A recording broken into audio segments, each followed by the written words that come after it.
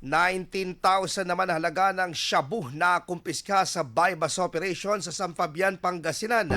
Para sa detalye ng balitang yan, kasama natin Idol Denise Brillante. 104.7 IFM Report.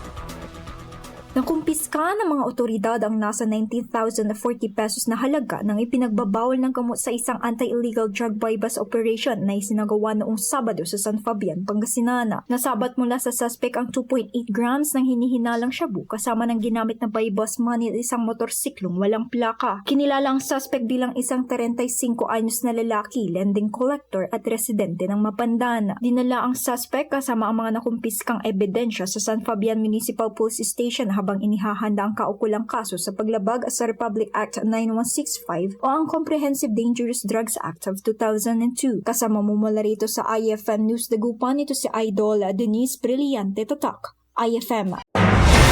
IFM News. IFM News. IFM News.